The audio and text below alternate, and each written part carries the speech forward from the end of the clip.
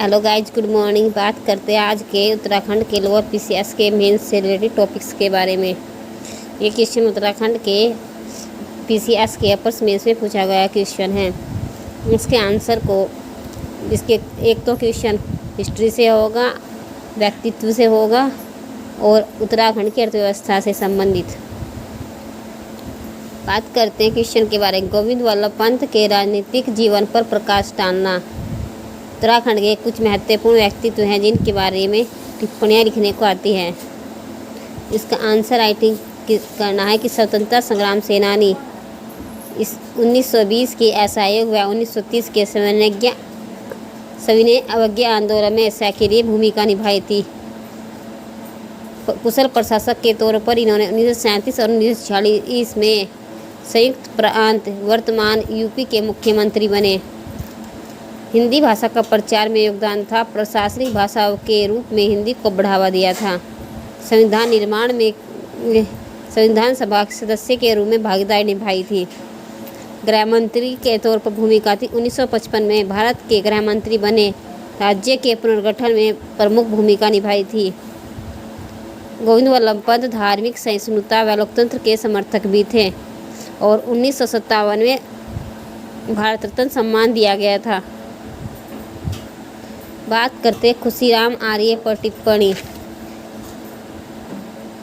खुशीराम आर्य उत्तराखंड के प्रमुख स्वतंत्रता सेनानी एवं समाज सुधारक व्यक्ति थे। इनका जन्म 1903 में अल्मोड़ा में हुआ था।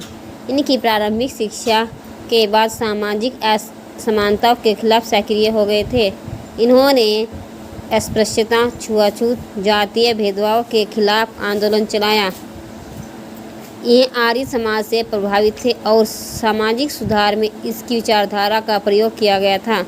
अगर राजनीतिक योगदान में बात करें तो उन्होंने कांग्रेस के माध्यम से स्वतंत्रता आंदोलन में भाग लिया। प्रेरणा स्रोत थे इनके। उन्होंने ग्रामीणों को शिक्षा, स्वच्छता और आत्मसम्मान के लिए प्रेरित किया। खुशीराम आर्य को उत्तराखंड का गांधी भी कहा जाता है। इनकी मृत्यु सन 1996 में हुई थी और इनका महत्व था कि उत्तराखंड के सामाजिक नवजागरण और स्वतंत्रता संग्राम के सशक्त प्रतीक रहे हैं। उत्तराखंड की धरातलीय दशा एवं नदी की विवेचना पर टिप्पणी की है। उत्तराखंड का भौगोलिक विस्तार। अगर धरातलीय दिशा पर बात करें तो उत्तराखंड का भौगोलिक विस्तार है 28 डिग्री 43 मिनट से 31 डिग्री 27 मिनट उत्तरी अक्षांश एवं 70 डिग्री 34 मिनट से 81 डिग्री 2 मिनट पूर्वी देशांतर के बीच उत्तराखंड का भौगोलिक विस्तार है। और इसके प्रमुख क्षेत्र है कि हिमालय क्षेत्र। उत्तर में उत्तराखंड के उत्तर हिमालय क्षेत्र ऊंचाई 3000 से 7000 मीटर। नंदा देवी पर्वत, कामेट जैसी पर्वत जैसी चोटियाँ हैं। मध्य हिमालय में बात करें तो पहाड़, घाट या कृषि योग्य भूमि, जो कृषि योग्य सार्वजनिक भूमि अल्मोड़ा पौड़ी में है। तराई भाबर व मैदानी भाग में बात करें तो दक्षिण में उत्तराखंड के दक्षिणी भाग में तराई भाबर का क्षेत्र है जो उपजाऊ क्षेत्र है। नदी प्रणाली की बात करें तो गंगा प्रणाली भागीरथी, गंगोत्री से अलकनंदा सतपंथ से जो टिहरी के देवप्रयाग में मिलकर गंगा का निर्माण करती है। यमुना प्रणाली की बात करें तो यमुनोत्री ग्लेशियर से यमुना निकलती है। टोंस व आसन सहायक नदियाँ ही यमुना की। सरयू, काली, रामगंगा पूर्वी उत्तराखंड की प्रमुख नदियाँ हैं। झीलों में बात करें तो नैनीताल, भीमताल, सातताल पर्वतीय जल स्रोत हैं। नैनीताल को उत्तराखंड की झीलों की नगरी भी कहा जाता है। उत्तराखंड की भौगोलिक विविधता जलवायु, कृषि, पर्यटन और पारिस्थितिकी को विशेष रूप से प्रभावित करता है। टिहरी रियासत में रवाई कांड के कारणों की आलोचना पर टिप्पणी। इसमें भूमि पर अत्यधिक कर लगाया था। इसमें हमें इसके कारणों की आलोचना करनी है। किसानों पर भारी लगान और बेकार का बोझ डाला गया था जिससे असंतोष फैला। जन अधिकारों की अनदेखी हुई। जनता को बोलने, संगठित होने और शिकायत करने का अधिकार नहीं दिया गया था। प्रशासनिक अत्याचारों की बात करें तो टिहरी नरेश के प्रशासन ने जनता की बात सुनने के बजाय दमन किया। गणतंत्र सीमाएं की बात करें तो टिहरी रियासत और ब्रिटिश भारत के सीमा विवाद से स्थानीय लोगों की आज़ादी बाधित हुई।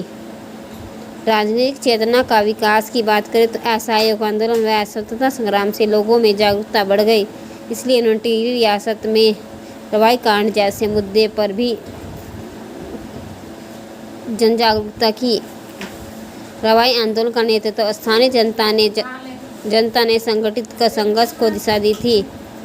टिहरी रियासत में न्याय की कमी थी, प्रशासनिक शोषक व अन्याय ने जन आक्रोश को जन्म दिया था। इन्हीं कारणों से मिलकर रवाई कांड को उग्र आंदोलन में बदल दिया था। टिहरी रियासत में जब रवाई कांड आंदोलन हुआ तब नरेंद्र शाह यूरोप यात्रा पर गए हुए थे और चक्रधर जुयाल ने निहत्थे स्थानीय जनता पर गोलियों की बौछार की, जिसे उत्तराखंड का जलियांवाला बाग कांड भी कहा जाता है और चक्रधर जुयाल को उत्तराखंड का जनरल डायर कहा जाता है।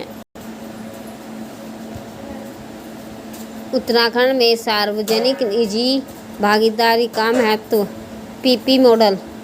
उत्तराखंड जैसे पर्वतीय राज्यों में साधनों की सीमितता और भौगोलिक चुनौतियों के कारण सार्वजनिक निजी भागीदारी यानी कि पीपी मॉडल का विशेष महत्व। राज्य सरकार बुनियादी ढांचे, स्वास्थ्य, पर्यटन, ऊर्जा और परिवहन क्षेत्र में तेजी लाने के लिए निजी निवेश और तकनीकी सहयोग की दिशा में पीपी मॉडल को प्रोत्साहित कर रही है।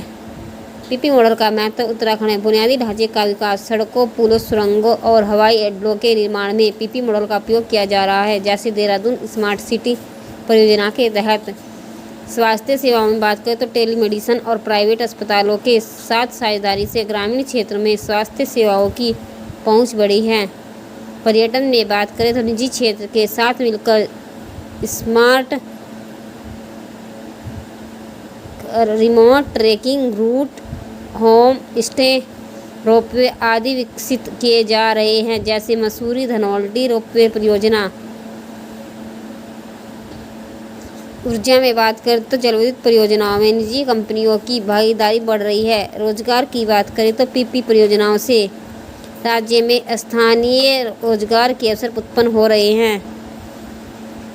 पीपी मॉडल उत्तराखंड में सतत विकास, सेवाओं की गुणवत्ता, निवेश, आकर्षण और रोजगार सृजन का एक सशक्त माध्यम बनकर उभरा है। इसके सफल संचालन हेतु पारदर्शिता और उत्तरदायित्व सुनिश्चित करना आवश्यक है।